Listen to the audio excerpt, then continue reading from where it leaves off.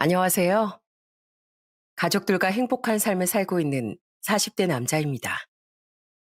제게는 큰 명예도 재산도 없지만 남들에게 자랑하고 싶은 것이 딱 하나 있습니다. 바로 제 가족들인데요. 이런 가족을 만났다는 것에 늘 감사하게 생각하고 있어요. 비록 어떤 한 사람 때문에 이런 가족들과도 멀어질 뻔했지만 역시나 그 순간에도 절 제일 먼저 위해줬던 건 바로 제 가족이었습니다. 한땐 가족이란 이름으로 마음을 나누던 사이였지만 지금은 제 마음에 지울 수 없는 상처를 입힌 충격적인 이야기를 지금부터 바로 들려드릴게요. 어릴 적 제 아버진 가구 공장에서 일하셨습니다. 손재주가 워낙 좋으셔서 원하는 건 뭐든 뚝딱 만들어 주셨죠. 저는 일남 이녀 중 장남이었는데 어릴 적 제 로보부터 여동생들의 인형들까지 전부 다 나무로 만든 조각이었어요.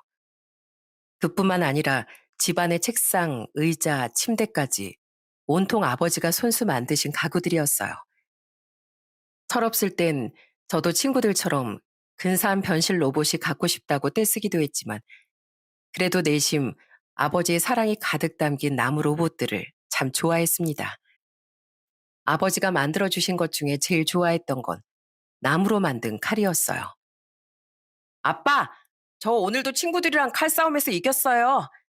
아빠가 만들어준 칼만 있으면 동네 형들도 이길 수 있어요. 아휴, 또 친구들 칼을 다 부러뜨리고 온 거야, 아들? 언젠 친구들 칼처럼 불빛도 나고 색도 예쁜 장난감을 갖고 싶다더니 아무리 그래도 친구들 다치지 않게 살살 가지고 놀아야 한다. 아버지의 나무 장난감은 친구들의 플라스틱 장난감쯤은 단숨에 이길 수 있는 세상에서 제일 튼튼한 장난감이었어요. 여동생들은 투박한 나무 인형보다 예쁜 미미 인형을 갖고 싶어 하긴 했지만은요. 응, 아빠, 나도 예쁜 드레스 입은 인형 갖고 싶어요. 이 인형은 머리카락도 없고 드레스도 못 입잖아요. 딸, 얼마 전에 피노키오 이야기 들었지? 네가 이 인형이 싫다고 그렇게 울면 듣고 있는 인형이 얼마나 슬프겠어. 그러다 피노키오처럼 집을 나가버리면 어쩌려고. 네가 얼마 전에 피노라고 이름도 붙여줬잖아. 그때까지 온 집이 떠나가라 울던 동생은 아버지의 피노키오 얘기를 듣고 약간 겁이 났는지 슬그머니 나무 인형을 뒤로 숨겼습니다. 그 모습을 보고 온 가족이 얼마나 웃었는지요. 아버진 그렇게 늘 투박한 손으로 저희 남매 안아주시던 따뜻한 분이셨어요. 어머니께서도 그런 아버지를 자랑스러워 하셨고요. 얘들아, 세상에 좋은 아버지들은 많겠지만 너희 아버지처럼 자식들을 사랑하는 사람도 드물 거야. 그러니까 아버지 퇴근하시면 어깨도 주물러 드리고 항상 감사하다고 말씀드려. 알았지? 어머니께서도 식품 공장에서 일하시며 힘들게 저를 키우셨지만 어머니는 언제나 아버지를 먼저 챙기셨습니다. 아버지도 늘 어머니를 먼저 챙기라고 말씀하셨고요. 부모님 사이가 워낙 좋으셔서 저도 두 분을 보며 자연스럽게 행복한 결혼 생활을 꿈꾸곤 했습니다. 그렇게 시간이 흘러 대학을 졸업한 전 20대 후반에 평범한 셀러리맨이 되었어요. 여동생들도 대학을 졸업하고 각자 좋은 직장에 취직했고요. 부모님은 어엿한 사회인이 된 저희 남매를 보며 정말 좋아하셨습니다. 우리 장남은 취업 준비하느라 힘들었을 텐데 이제 취업을 했으니 네 능력을 마음껏 펼쳐보길 바란다. 회사가 대기업이 아니면 어떠냐? 네가 가서 크게 키우겠다는 큰 꿈을 가져봐. 그리고 우리 딸들, 우리 둘째는 어릴 때부터 아이들 좋아하더니 정말 유치원 선생님이 됐구나. 넌 정말 좋은 선생님이 될 거야. 마지막으로 우리 막내, 시험 준비하느라 고생 많았지? 우리 막내가 공무원이라니 아빤 정말 자랑스럽다. 엄마 아빠가 너희에게 비싼 과외 한번 못 시켜줬는데 이렇게 다들 잘 자라줘서 엄마 아빠가 얼마나 고맙게 생각하는 줄 아니? 으이그 예쁜 내 새끼들 이리 와봐. 한번 안아나 보자. 저희 다섯 식구는 서로 껴안고 깔깔 웃으며 빙글빙글 돌기까지 했습니다. 아마 남들이 봤으면 재밌는 가족이라며 웃었겠지만 저는 이런 가족의 구성원이라는 게 정말 행복했어요. 정말 세상 부러울 게 없는 기분이었죠. 그래서 제가 비록 대기업에 입사하지 못했지만 남들보다 못하다고 느낀 적이 단 한 번도 없었어요. 자, 우리 식구들 거기 가만히 서 있어 봐요. 제가 가족 사진 한번 멋지게 찍어 드릴게요. 맞아. 잘 됐다. 오빠 요즘 사진 동호회 나간다고 했지? 카메라도 좋은 거 샀던데. 가족 사진 한번 멋지게 찍어주라. 엄마, 아빠, 오빠가 사진 잘 찍어주면 그거 인쇄해서 거실에 걸어둬요. 동생 말처럼 그때 전 사진 동호회에서 활동 중이었습니다. 어디에 자랑할 실력은 아니었지만 그래도 사진은 제가 제일 좋아하는 취미였어요. 제가 제일 좋아하는 피사체는 바로 사람이었는데요. 저는 활짝 웃는 사람들 얼굴을 찍는 걸 좋아했습니다. 그래서 가족들 사진 찍는 것도 늘 제 담당이었고 동호회에 나가서도 종종 회원들 사진을 찍어주곤 했어요. 그날도 가족들과 사진을 찍고 저녁에 그동안 찍은 사진들을 정리하고 있었습니다. 한참 사진 앨범을 살피는데 제가 찍은 사진 중에 낯선 얼굴이 하나 보였어요. 바로 사진 동호회에 얼마 전 들어온 신입 회원이었습니다. 지금은 제 아내가 된 사람이기도 하고요. 햇볕 아래서 활짝 웃는 모습이 어찌나 예쁘던지 그 사진을 한참이나 바라보고 있었네요. 지금 생각해보면 아마 그때 아내에게 제가 첫눈에 반한 것 같아요. 시간이 조금 흘러 주말이 되어 동호회에 나가게 되었고 저는 큰 용기를 내서 아내에게 말을 걸었습니다. 저, 안녕하세요. 정말 죄송한데 제가 지난 모임 때 허락도 안 받고 영애 씨 사진을 찍었었어요. 그냥 지울까 하다가 사진이 너무 잘 나와서 혹시 괜찮으시다면 사진을 뽑아서 드리고 싶어요. 괜찮으실까요? 어머, 그러셨어요? 전 좋아요. 사진 동호회인데 제 사진을 찍어주셨다니 제가 감사드리죠. 혹시 어떤 사진인지 볼 수 있을까요? 아내는 흔쾌히 사진을 찍어도 괜찮다며 웃어주었습니다. 저는 바로 사진을 뽑아서 예쁜 액자에 담아 선물해 주었고요. 그 일을 계기로 대화를 주고받게 된 저흰 얼마 지나지 않아 연인으로 발전하게 되었습니다. 서로 취미가 같았던 아내와 전 연인이자 세상에 둘도 없는 단짝 친구가 되었죠. 아내는 만나면 만날수록 늘 놀라움을 주는 사람이었습니다. 아니, 직업이 한의사라고? 근데 왜 말하지 않았어? 난 그냥 나처럼 평범한 직장인인 줄 알았지. 의사 선생님이 이렇게 겸손해도 되는 거야? 에이, 오빠, 한의사도 그냥 똑같은 직장인이야. 뭐 특별할 거 있나? 나도 월요일이 제일 힘들고 매주 주말만 간절하게 기다리는 사람이라고. 아내는 아무리 한의사라도 남들보다 더 특별할 거 없다고 겸손하게 말하더군요. 아내는 그런 겸손한 성품 때문에 더욱 매력적으로 보이는 사람이었어요. 물론 이렇게 매력적인 아내를 이성으로 보는 사람은 저뿐만이 아니었습니다. 같은 동호회라며 아내에게 대시하는 남자가 얼마나 많았다고요. 영애야, 저번에 새로 들어온 남자 회원이 너만 보고 있는 거 알아? 또 당신한테 반했나 봐. 아휴, 내가 진짜 걱정돼서 못 살겠다니까. 우리 그냥 동호회 나갈까? 전 그때마다 사춘기 소년처럼 질투하며 투정을 부렸습니다. 아낸 저보다 2살 어렸지만 늘 그런 절 안심시켜 주었죠. 으이구, 걱정하지 마시죠. 내가 오빠만 이렇게 보고 있는데 누가 날 보는 게 무슨 상관이야. 그리고 오빠 동호회 활동 좋아하잖아. 맨날 동호회 나올 날만 기다리고 있으면서 관두면 심심해서 어쩌려고. 오빠가 정 신경 쓰이면 내가 동호회 정리할게. 나도 좀 바쁘기도 했고. 아낸 정말 진심이었는지 얼마 지나지 않아 동호회 활동까지 정리하며 절 배려해 주었어요. 전 아내에게 미안해서 동호회보단 아내와 둘이 출사를 다니기 시작했죠. 여기저기 좋다는 명소를 여행하며 그렇게 서로를 눈과 카메라에 부지런히 담았습니다. 저흰 그렇게 2년간 알콩달콩 연애라고 마침내 결혼을 약속하게 되었어요.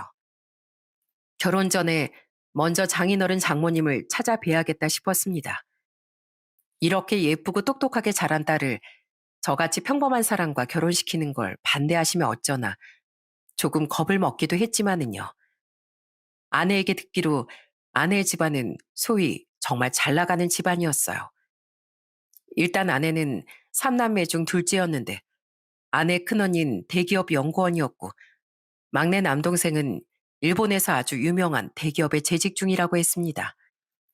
예비 처형의 남편은 대학에서 학생을 가르친다고 들었어요. 장인어른 역시 사업을 크게 하고 계셨고요. 그러고 싶지 않았지만 솔직히 마음이 엄청 위축되더라고요. 꿀리고 싶지 않은 마음도 컸고요. 아내도 그런 제 마음을 눈치챘는지 옆에서 열심히 절 챙겨주었습니다. 오빠, 마스크팩 하고 싶다고 했지? 이거 추천받은 건데 남자들 쓰기에도 좋대. 이거 하고 자. 그리고 내가 눈썹도 좀 다듬어 줄까? 그러면 인상이 훨씬 깔끔해 보일 거야. 어, 나 다 해줘. 그리고 우리 백화점도 들리자. 가서 양복도 사고 구두도 사야겠어. 나 머리 어떤 스타일이 제일 어울린다고 했지? 내일 미용실도 가야겠다. 그걸 다 산다고? 아휴, 너무 무리하지 마, 오빠. 안 그래도 돼. 오빠가 하도 불안해하니까 내가 팩까지 챙겨주긴 하지만 난 지금 모습 그대로가 제일 좋아. 절대 누구에게도 꿀리지 않아. 아내의 말에 불안함을 조금 덜었지만 그래도 여전히 긴장되는 마음이었어요. 그렇게 드디어 예비 처갓집에 방문하는 날이 되었습니다. 아침부터 부산을 떤 덕분에 그나마 평소보다 깔끔한 모습이었지만 그래도 자신감은 계속 바닥인 상태였어요. 그래도 장인 장모께 씩씩하게 인사를 드렸습니다. 처음 뵙겠습니다. 김경욱이라고 합니다. 저 영애와 예쁘게 만나고 있습니다. 제가 많이 부족하지만 두 분께 실망시켜 드리지 않도록 앞으로도 영애에게 최선을 다하겠습니다. 우리 예비 사이가 아주 씩씩하구만. 그래, 우리 영애 잘 부탁하네. 내가 얼마나 애지중지 귀하게 키운 딸인데 자넬 믿어보겠네. 장인어른은 저를 마음에 들어 하시는 눈치였습니다. 저는 조심스럽게 선물로 들고 간 고급 위스키를 내밀었어요. 저 장인어른께서 약줄 좋아하신다고 들어서 괜찮은 위스키 한 병 들고 왔어요. 이 브랜드 좋아하실지 모르겠습니다. 아니, 처갓집에 처음 오면서 벌써부터 술을 가져와? 이 사람 건강 생각해서 먹던 술도 당장 끊어야 할 판인데 그 술병 쳐다도 보기 싫으니까 당장 가져갔으면 좋겠네. 하지만 복병은 따로 있더라고요. 바로 장모께서 절 탐탁지 않아 하는 눈치였거든요. 저는 제가 큰 실수를 한 것 같아 그때부터 진땀을 흘렸습니다. 장모는 제가 당황하자 이때다 싶었는지 거침없이 제 호구 조사를 하기 시작했어요. 자네, 부모님은 뭐 하신다고? 그 집도 삼남매라고 들었는데 형제들은 뭐 하고? 다들 직장은 있겠지? 네, 장모님. 아버진 저 어릴 적부터 지금까지 가구 공장에서 일하고 계시고요. 어머니도 식품 공장에서 오랫동안 일하시다가 얼마 전부터 식당에서 일하고 계세요. 둘째 여동생은 유치원 선생님이고 막내 여동생은 공무원으로 채용되어 지금 구급 공무원이에요. 가족들 모두 성실하게 일하며 잘 지내고 있습니다. 저는 사실 그래도 솔직하게 말씀드렸습니다. 각자 위치에서 성실하게 일하는 제 가족들을 어떤 화려한 수식어로 포장할 필요가 없다고 생각했거든요. 하지만 장모의 생각은 달랐는지 제 대답을 듣곤 혀를 끌끌 차며 불평을 하기 시작했습니다. 아이고, 그 많은 식구 중에 어떻게 사자 들어가는 직업이 하나도 없어? 하다못해 대기업에 다니는 사람 하나 없네. 가족들이 다 고만고만하구만. 우리 딸이 한의사인데 말이야. 아휴. 저는 장모 말에 당황해서 대꾸도 못하고 있고 오히려 처가 식구들이 나서서 장모를 말렸습니다. 당신 지금 그게 무슨 말버릇이야? 우리 딸이 사위 될 사람을 데려왔는데 그렇게밖에 말 못해? 장모 될 사람이 그렇게 예의 없이 말해서 되겠냐고. 그래, 엄마. 영애 신랑 될 사람인데 그렇게 말하면 어떡해요. 우리 얼굴에 먹칠하는 거예요, 그거. 제부가 우릴 뭐라고 생각하겠어요. 이 사람 말이 맞습니다, 장모님. 요즘 시대에 자기 일만 잘하면 됐지. 사자 들어간 직업이 뭐가 중요하겠어요. 제가 봤을 땐 우리 동서 될 사람이 듬직하고 인상도 좋은 게 처제랑 정말 잘 어울리는데요. 왜 그런 말씀을 하세요, 장모님? 이렇게 예비 처형과 형님께서도 나서서 제 편을 들어주었습니다. 만약 그때 처가 식구들이 제 편을 들어주지 않았더라면 아무리 저라도 이 결혼에 대해 다시 생각해 봤을 거예요. 아내 역시 옆에서 제 손을 꼭 잡아주고 둘이 따로 나와선 몇 번이고 미안하다고 제게 사과까지 했고요. 아유, 알았어. 알았다고. 다들 나 좀 그만 째려봐. 내가 무서워서 뭐 한마디라도 더 하겠어? 귀한 딸 자식 시집 보내는데 장모가 그 정도 말을 할 수도 있지. 다들 득달같이 달려들긴. 처가 식구들이 모두 나서서 뭐라고 하자 장모도 결국 꼬리를 내렸습니다. 그리고 몇 마디 밉게 던지곤 밥이나 먹자고 주방에 가시더라고요. 하지만 장모의 호구조사는 식사 자리에서도 끝나질 않았습니다. 자네, 근데 연봉은 얼마나 된다고 했지? 벌인 좀 괜찮나? 중소기업에 다닌다고 들었는데. 네, 장모님, 이것저것 수당까지 합치면 4천은 넘을 것 같습니다. 중소기업이긴 한데 제법 건실한 기업이에요. 4천? 그럼 한 달에 많이 벌어봐야 3, 400이겠네. 아이고, 우리 딸 버는 돈에 비하면 세 발의 피네, 세 발의 피야. 우리 딸 호강하긴 글렀어. 당신 진짜 그만 못해? 밥상머리에서 그게 무슨 막말이야? 내가 대신 사과하겠네. 얼른 식사하게나 사위. 장인어른이 작물 말려주신 덕분에 저는 겨우 밥 한 숟갈을 뜰 수 있었습니다. 메뉴엔 돼지 갈비찜과 몇 가지 반찬들이 있었어요. 저도 갈비찜을 먹고 싶어서 막 젓가락을 들던 찰나 장모가 갈비찜 그릇을 형님 앞으로 쓱 옮겨가더라고요. 우리 큰 사위, 우리 교수 사위, 갈비찜 좋아하지? 내가 우리 큰 사위 먹으라고 어제부터 핏물 빼고 양념하고 했잖아. 똑똑한 대학생들 가르치려면 많이 먹어둬야지.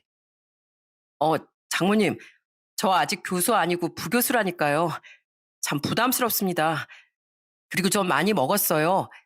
우리 예비 동서가 얼마 못 먹은 것 같은데 먼저 좀 챙겨주세요. 어서 먹어요, 동서. 교수나 부교수나 그게 그거지 뭐. 암튼 착해 빠져가지고. 역시 인성도 최골세, 최고야.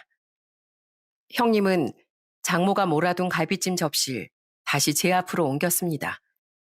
식탁 위에서 갈비찜을 두고 컬링하듯이 그릇을 이리 옮겼다가 저리 옮겼다가 난리였네요. 장인어른이 탁 소리나게 숟가락을 내려두지 않으셨으면 아마 몇 번이고 갈비찜 그릇이 옮겨 다녔을 겁니다. 결국 갈비찜은 제 앞에서 멈췄고 장모는 누가 봐도 밥 주기 싫은 사람의 표정으로 앉아 있었어요. 음식 가지고 쪼잔하게 구는 게 제일 치사한 거라더니 장모가 딱 그런 모습이었죠. 저, 장모님, 저 갈비찜을 별로 좋아하지도 않고 저 나물을 더 좋아해요. 이 나물 이름이 뭔가요? 아주 맛있는데요. 저는 그런 장모에게 지고 싶지도 않고 기죽고 싶지도 않아 일부러 좋아하지도 않는 나물을 막 퍼먹었습니다. 그거 참나물이잖아. 안 먹어봤어? 그래도 편식 안 하는 거 하나 마음에 드네. 나물 반찬 많으니까 실컷 먹고 가게나. 그래도 제가 군소리 없이 밥 한 그릇을 비우니 장모도 그제야 떨떠름하지만 절 사위로 받아들이기로 인정한 모양이었어요. 무엇보다 장인어른께서 절 정말 좋게 봐주셔서 가능한 결혼이기도 했고요. 내가 관상을 좀 볼 줄 알잖아. 근데 우리 둘째 사위 관상을 보니 좋은 남편, 좋은 아빠가 될 상이야. 우리 딸을 아끼고 사랑해줄 사람인 것 같네. 인상이 아주 좋아. 장인어른 덕분이라고 해야 할지 모르겠지만 어쨌든 우여곡절 끝에 처가의 결혼 승낙을 받았습니다. 생각보다 훨씬 어려웠던 관문을 통과하니 저희 본가에 찾아뵙는 건 식은죽 먹기더라고요. 저희 부모님과 동생들은 아내의 직업이나 재산 같은 건 관심도 없고 그저 앉혀두고 예쁘다, 참하다 소리만 연발했습니다. 아유, 우리 예비 며느리는 어쩜 이렇게 곱고 참한지 몰라. 앉아있는 거 보니까 인형 같네. 여기 멀리까지 오느라 고생했어요. 내려오느라 피곤했을 텐데 우리가 올라갈 걸 그랬나? 아니에요, 어머님. 당연히 제가 찾아뵙고 인사드려야죠. 이렇게 환대해 주셔서 정말 감사해요. 저 좋은 며느리가 될게요. 우리한테 좋은 며느리 될 필요는 없어요. 그저 둘이 지금처럼 예쁘게 싸우지 말고 오순도순 살면 돼요.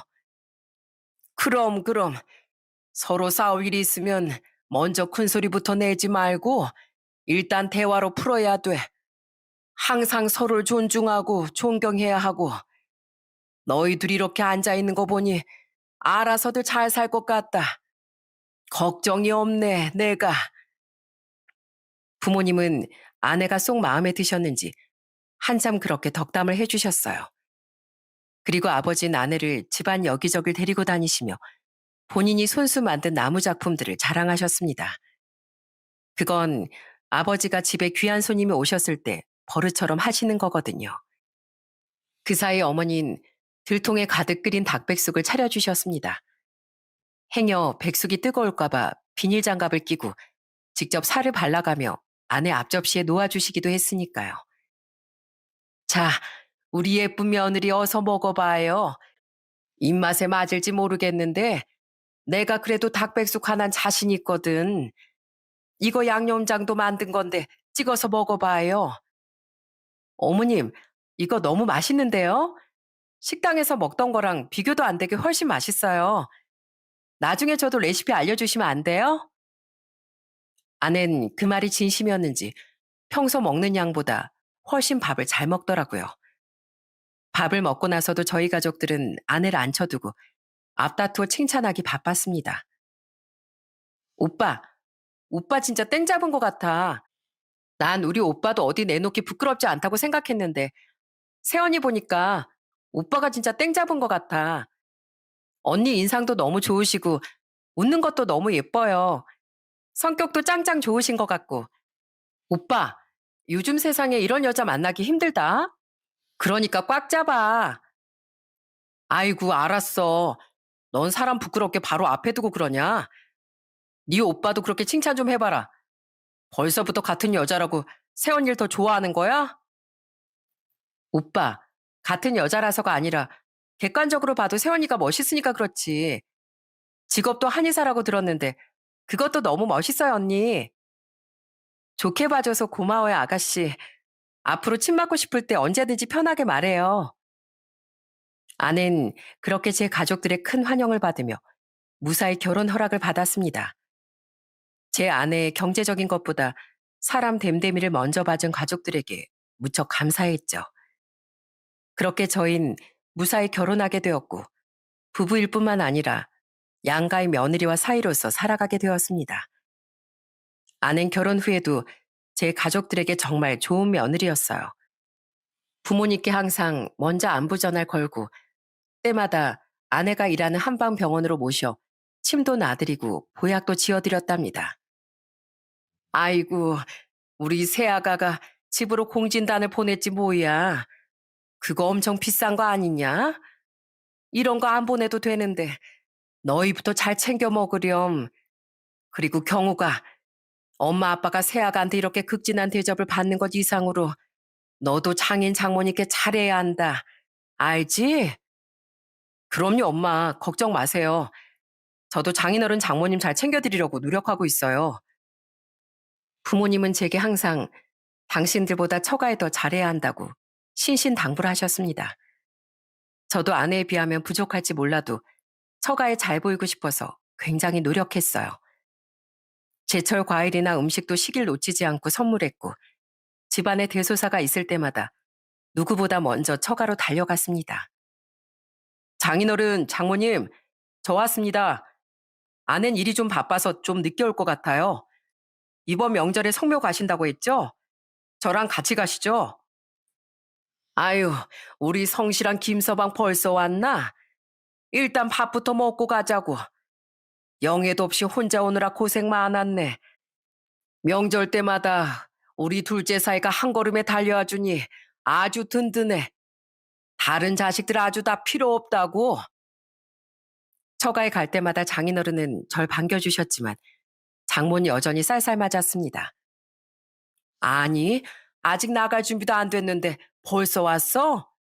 김서방은 할 일도 없나 봐. 우리 큰사인 교수라 그런가 늘 바쁜 것 같던데. 김서방이라도 한가해서 다행이네.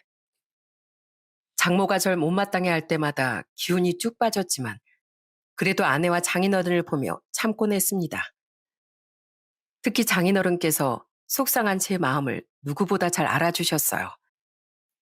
어느 날은 장인어른과 형님하고 남자 셋이 등산을 간 적이 있거든요. 저는 여동생들만 있고 아버지도 등산을 별로 좋아하지 않아서 이렇게 등산 온 적이 없었는데 처가 식구들과 이렇게 오니 기분이 색다르고 좋더라고요. 셋이 정상에 올라 사진도 찍고 내려와서 막걸리도 한잔하게 되었습니다. 술이 어느 정도 오른 장인어른께서 제게 솔직한 마음을 표현하셨어요. 우리 둘째 사위, 자네 장모가 말을 밉게 해서 많이 속상하지? 내가 정말 미안하게 생각하네. 자네 장모가 애들 어릴 때부터 욕심이 참 많았어. 애들이 공부도 잘하고 자기 앞가림도 잘하는데 그래도 계속 욕심을 부리더라고.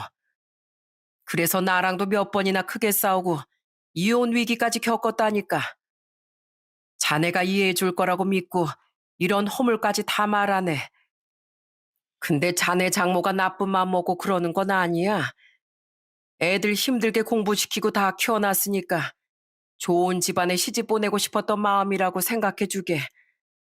사돈 어른들께서 누구보다 훌륭하신 분들이지만 말이야.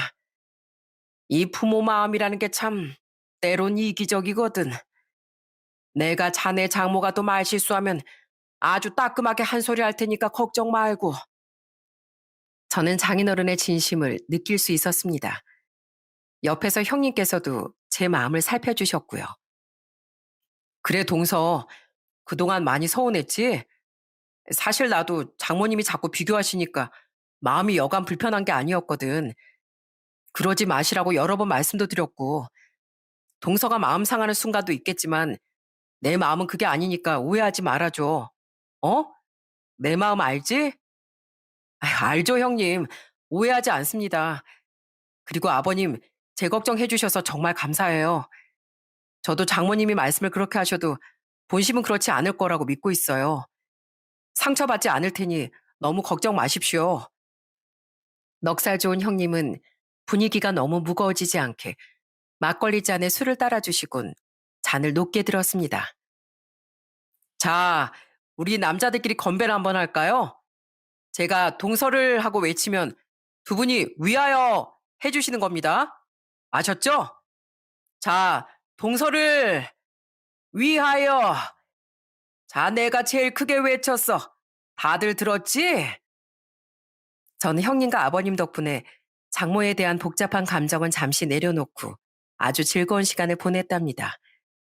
두 분도 그 술자리가 즐거우셨는지 그 뒤로도 종종 남자들끼리 막걸리나 소주 한 잔씩을 하게 되었죠. 처남이 가끔 한국에 오면 넷이서 만나 술 한 잔 기울이기도 하고요. 제가 이렇게 처가 식구들과 좋은 시간을 보내는 것처럼 아는 제 어머니와 여동생들과 종종 식사 자리를 가졌습니다.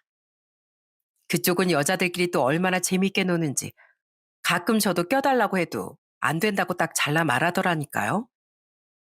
성별로 팀을 나누는 건 아니지만 우리 여자들끼리 얼마나 할 얘기가 많은 줄 알아? 저번엔 우리 언니까지 불러서 여자들끼리 커피 3시간이나 마셨다니까. 그래도 각자 할 얘기를 다 못해서 헤어질 때 뭐라고 인사했던 줄 알아? 새언니, 못다한 얘기 많으니까 우리 다음 주에 또 만나요. 이랬다니까. 이렇게 저희 부부의 가족들은 양가 사돈끼리 크게 낯가리지 않고 가끔 식사도 같이 하고 서로 즐겁게 지냈습니다. 물론 장모는 빼고요. 장모는 저뿐만이 아니라 제 가족들에게도 대면대면하게 구셨거든요. 그래도 사돈이라고 막말을 안 하는 게 그나마 다행이라고 생각했네요. 그렇게 저희 부부는 이런저런 일을 겪으며 아들 하나, 딸 하나 낳고 재밌게 잘 지냈습니다. 시간이 쏜살같이 흘러 10년이 흘렀고 저희도 나이를 먹고 양가 부모님도 어느새 70대가 되셨네요. 저희 아버지 칠순 땐 아내가 정말 큰 선물을 했답니다. 자그마치 자연산 산삼을 선물해 드린 거 있죠? 딱 봐도 수백만 원은 넘는 귀한 삶이었어요. 아니 며느라, 이런 귀한 걸 어떻게 구했어? 우리 며느리 덕분에 산삼 먹고 칠순잔치가 아니라 내가 아주 한갑잔치를 해야 할 판이구나. 아버님만 건강하시다면 산삼은 얼마든지 구할 수 있어요. 그러니까 오래오래 저희 곁에서 든든히 계셔주세요. 매번 바쁘기만 한 며느리인데 항상 예뻐해 주셔서 감사해요. 아내가 이렇게 부모님께 잘하니 저도 처가에 정말 잘해드리고 싶었습니다. 그래서 다가오는 장모의 칠순 때 저도 큰 선물을 해드리고자 마음먹었어요. 그래서 꽤 오래전부터 돈을 모으기 시작했습니다. 그렇게 1,000만 원 정도 모았을 때 마침 장모의 칠순이 되었어요. 저는 처형과 형님에게 미리 말씀드리고 아주 고급 호텔 연회장을 예약했어요. 장모의 가족분들도 초대하면 좋아하실 것 같아 미리 연락드리고 처가 지역으로 차까지 대절해서 모셔오기도 했고요. 아직도 영 신임을 못 받는 사이지만 이번에야말로 장모께 점수를 좀 따고 싶었습니다. 그동안 저와 장모의 관계 때문에 다른 가족들이 눈치를 정말 많이 봤거든요. 장모는 이런 제 마음도 모르고 여전히 동서 형님과 절 차별하고 있었어요. 칠순잔치 전에 처가에서 다 같이 술자리를 가진 적이 있었어요. 그때 장모는 기분이 좋으셨는지 연신 형님 술잔에 술을 따라주셨죠. 우리 큰사위 이 장모 술 한 잔 받으시게. 이게 자네 장인이 선물 받은 술인데 엄청 비싼 술이라네. 장모는 형님께만 고급 양돌 주시고 전 소주 좋아하지 않냐고 소주를 병째로 앞에 두셨죠. 장모님, 저도 양주 좋아합니다. 저도 그 술맛 좀 보고 싶어요. 아이고, 꼴에 입은 고급인가? 술도 급에 맞게 먹는 거지. 이게 얼마짜린 줄이나 알아? 자네 월급으론 구경도 못할 술이야. 그때 장모를 위해 칠순잔치를 준비하고 있었는데 그런 말을 들으니 정말 서운하더라고요. 장모님, 그렇게 말씀하시면 저 정말 서운합니다. 저도 장모님께 예쁨 받는 사이가 되고 싶어요. 그러니까 기회를 좀 주세요. 자네 지금 장모 앞에서 술 주정하나? 취했으면 가서 잠이나 자. 물론 서운하다는 그 말도 무시당했지만은요. 그래도 칠순잔치를 잘해드리면 절 인정해 주실 거라고 기대하고 열심히 준비해 나갔습니다. 그리고 마침내 잔치 당일이 되었어요. 장모는 아내가 미리 준비해둔 한복도 곱게 입으시고 아침부터 미용실에서 머리 드라이도 받고 오셨어요. 예쁘게 차려입고 호텔 연회장에서 친인척을 다 불러서 잔치를 여니 기분이 얼마나 좋으셨겠어요. 장모는 정말 크게 기뻐하면서 덩실덩실 춤까지 추셨습니다.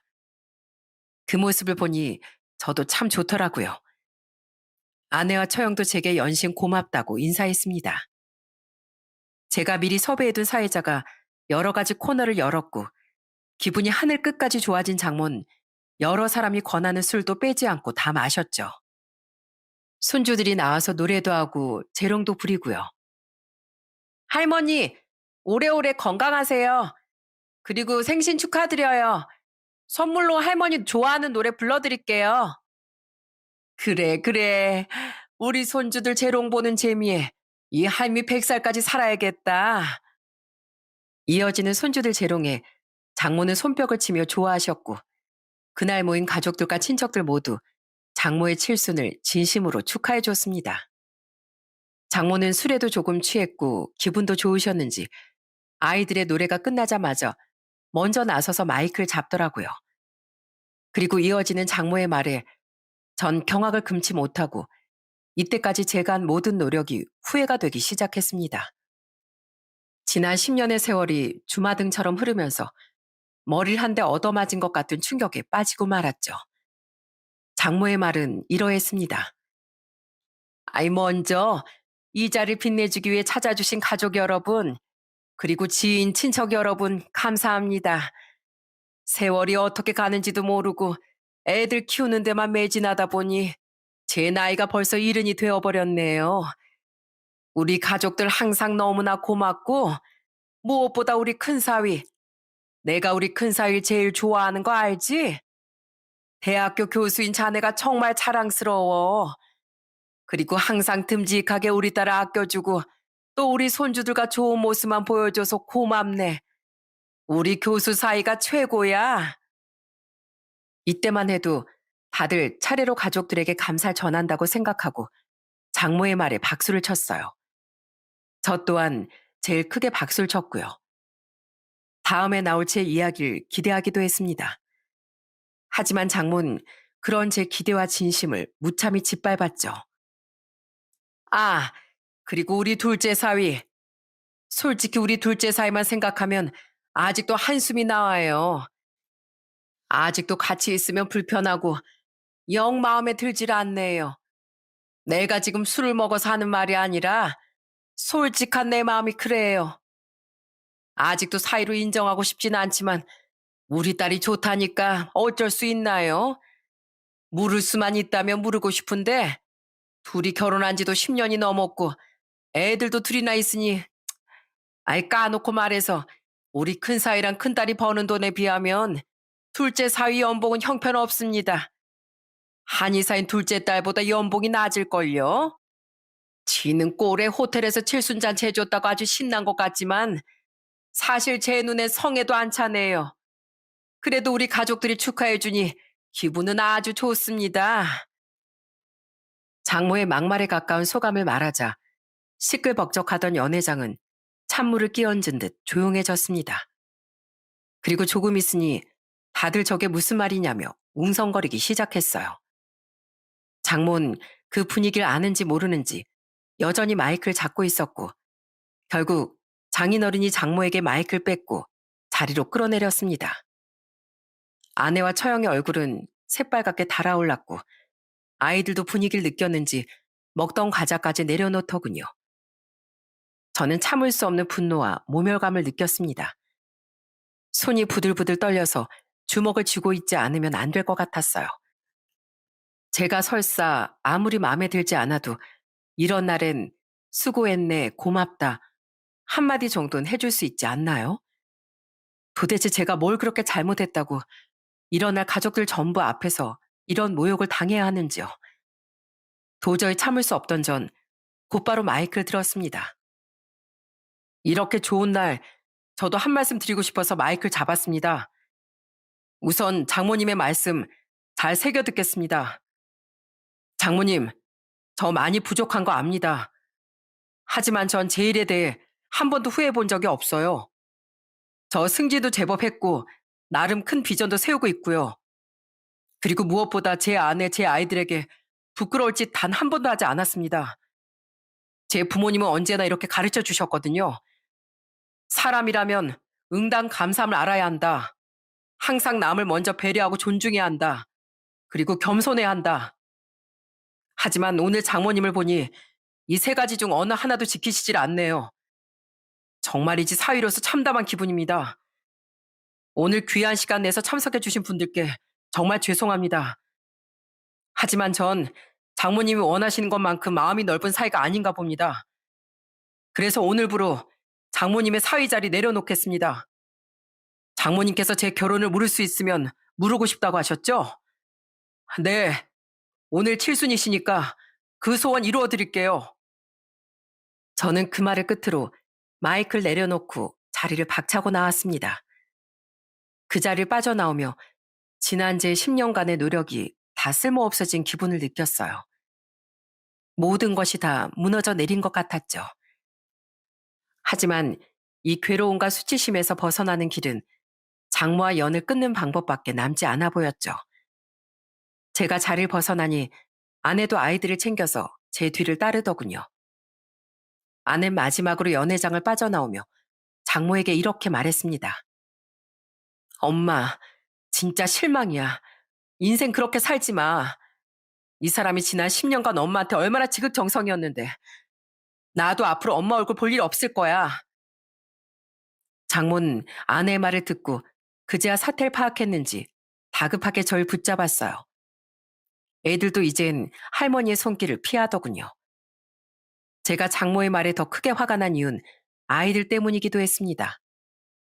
9살, 7살 애들이 다 듣고 있는 앞에서 사위이자 아빠인 제 욕을 한 거잖아요. 결국 우리 둘째는 그 자리에서 크게 오열하며 울었고, 첫째는 장모에게 큰 소리로 따지기 시작했습니다. 할머니, 우리 아빠한테 왜 그래요? 할머니 생일 파티 준비하느라 우리 아빠가 얼마나 고생했는데 왜 아빠한테 그런 소리예요? 할머니 싫어요. 할머니 미워요. 아이들은 아내 뒤로 쑥 숨어버렸고 장인어른은 사태를 수습하기 바빴습니다. 아니야, 아니야.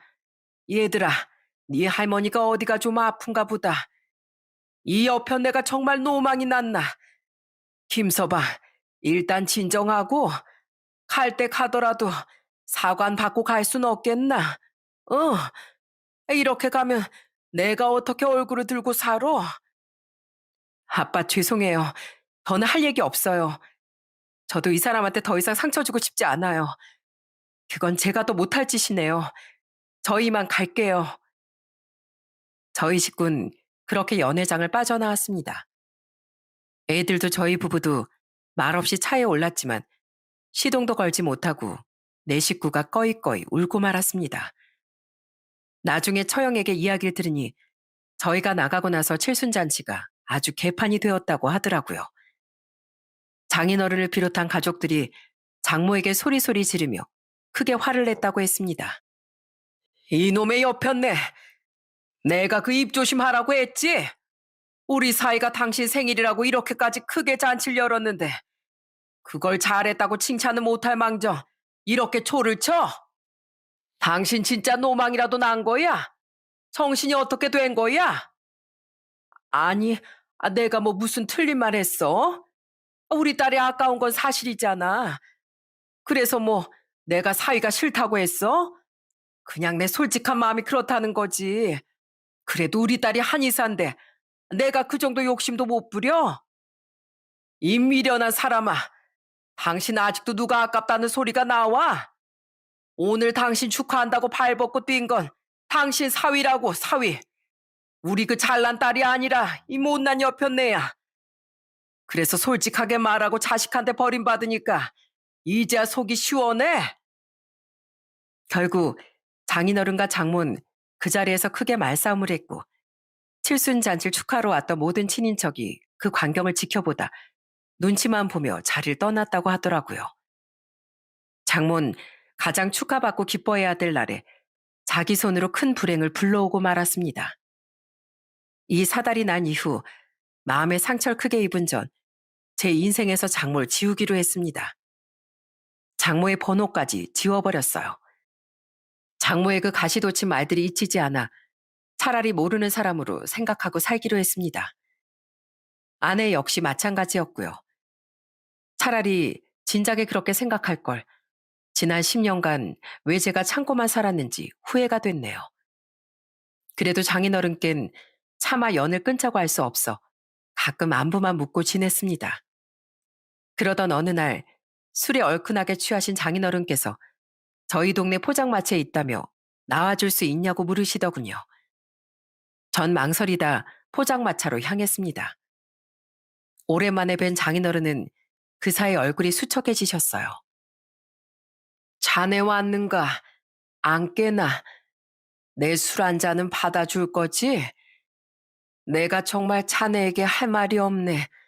면목도 없고 자네가 그날 사건 때문에 우리와 평생 연을 끊겠다고 해도 내가 무슨 말을 더 하겠나. 그래도 이거 하나만큼은 알아주게. 자넨 영원히 자랑스러운 내 둘째 사위고 다른 놈들 한 트럭을 줘도 난 자네를 놓치고 싶지 않어. 자네 장모, 나까지 안 보고 살아도 되네. 근데 자네가 너무 큰 상처를 받았을까봐 걱정이야. 내가 미안하네. 정말 미안해. 장인어른은 제게 미안하다면서 연이어 술잔만 들이키셨습니다. 저도 아무 말 못하고 장인어른이 따라주시는 술만 받아 마셨죠. 그로부터 며칠 지나지 않아 처형에게도 전화가 걸려왔더라고요. 제부, 잘 지내요? 그때 속 많이 상했죠. 제부가 그렇게 열심히 준비한 자리였는데 엄마 때문에 이 난리가 나고 내가 엄마 대신해서라도 제부한테 꼭 사과하고 싶었어요. 영애랑 제부 그렇게 나가고 엄마도 얼굴이 하얗게 질려서 꼼짝도 못했어요. 제 남편도 장모님 그 말씀은 자기 얼굴에도 먹칠하는 거라며 절대 자기를 칭찬해주는 말이 아니라고 크게 화를 냈고요. 그래도 제부 속상할 거 생각하면 다들 할 말이 없네요. 나도 남편 보기 부끄럽고 친척들 보기 민망해서 엄마 얼굴 꼴도 보기 싫어요, 이제. 제부가 마음 많이 상했겠지만 엄마 말은 귀담아 듣지 말아요. 알았죠? 제부가 우리 집에 얼마나 귀한 사인데요. 저는 처형에게 신경 써줘서 고맙다는 말만 남긴 채 전화를 끊었습니다. 아내 역시 저만큼 속상할 텐데 계속 제 기분을 살펴주고 제 편을 들어주더라고요. 여보, 나 때문에 엄마랑 억지로 화해한다거나 관계를 유지하지 않아도 돼. 그날 나도 엄마한테 큰 상처 받았으니까 당신 엄마한테 누구보다 최선을 다한 거 알아. 그래서 내가 더 미안하고 고마워, 당신한테. 아내 역시 그날 이후 장모와 연을 끊었습니다. 그 사건이 터지고 지금은 몇 개월이 지났지만 아직도 제 마음의 상처가 여전합니다. 장모는 아직도 본인 잘못을 인정하지 않고 변명만 하고 있거든요. 사과 한 번 없으시고요. 누군가 이 사연을 들으면 그래도 사위인데 좀 참지 라고 생각하실 수도 있겠죠. 혹은 제 속이 좁다고 생각하실 수도 있고요. 하지만 제가 지난 10년간 쌓아왔던 모든 앙금이 그날 터진 거라고 하면 제 마음 이해하실까요? 무엇보다도 제 아이들 앞에서 절 험담하고 모든 가족 앞에서 절 사위로 인정하지 않는 그 말 때문에 저 또한 장모로 인정하고 싶지 않습니다. 장모와 전 아마 꽤 오랫동안 혹은 영원히 지금처럼 남남으로 살 것 같습니다. 아, 장인어른하고는 따로 왕래라며 잘 지내고 있고요. 가끔 형님하고도 술 한잔하며 사위들끼리 우애를 다지고 있습니다. 장모님만 문제 없으면 모든 가족들이 아무 문제 없이 잘 지낼 수 있었는데 집안이 분열되는 걸 보면서 본인 잘못을 아직도 인정할 줄 모르고 독불장군처럼 행동하는 장모님을 보면서 이젠 사위 타이틀을 내려놓는 게 맞지 싶네요. 그래서 지금은 저도 더 이상 장모에게 휘둘리지 않고 제 평범한 일상을 되찾아 가려고 노력하고 있습니다. 그리고 저만큼 상처받았을 아내와 아이들에게 더 많은 정성을 쏟으려고 하고 있습니다. 얼마 전엔 오랜만에 우리 네 식구끼리 여행도 다녀왔어요. 아빠, 맨날 할머니 데리고 여행 오다가 우리끼리만 오니까 너무 좋아. 놀이기구도 실컷 타고 내가 좋아하는 스파게티도 많이 먹고 계속 이렇게 우리끼리 여행 오자. 어? 그래. 앞으로 우리 네 식구끼리 여행 많이 다니자. 아빠가 그동안 어른들 모시느라 너희들 좋아하는 걸 많이 못 해줬지? 이제 놀이공원도 가고 너희 좋아하는 썰매장도 자주 다니자. 그날 아이들은 머리에 땀이 날 정도로 뛰어놀고 일찌감치 잠에 들었습니다. 저희 부부는 오랜만에 둘만의 오붓한 시간을 가졌죠. 연애 시절 둘이서 여행도 참 많이 다녔는데 이렇게 둘이 앉아 저녁을 먹은 것도 오랜만인 것 같네요.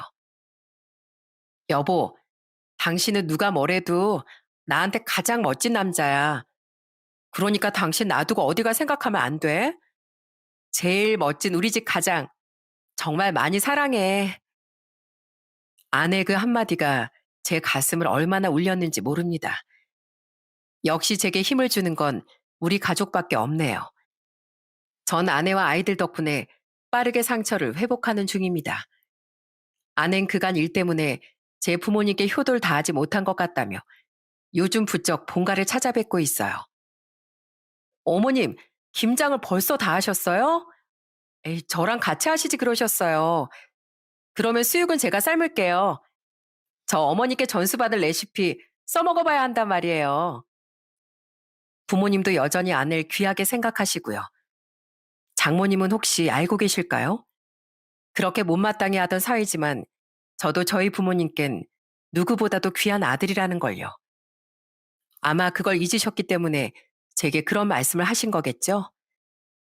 저는 장모님을 거울 삼아 저희 아이들에게 설사 마음에 들지 않는 사람이라도 너그럽게 안아줄 수 있는 사람이 되라고 가르치려고 합니다. 제가 어디 책에서 본 구절이 있어요. 감사함은 세상을 바라보는 눈이다. 라는 말인데요. 감사함을 모르는 사람은 사람을 보고 세상을 보는 눈 또한 닫혀 있겠죠? 주변 사람들에게 감사하고 가진 것에 감사하는 마음 잊지 않고 늘 되새겨야 할 것 같습니다. 그런 의미에서 저의 속상한 푸념을 들어주신 여러분께도 큰 감사를 드리고 싶네요. 들어주셔서 감사합니다.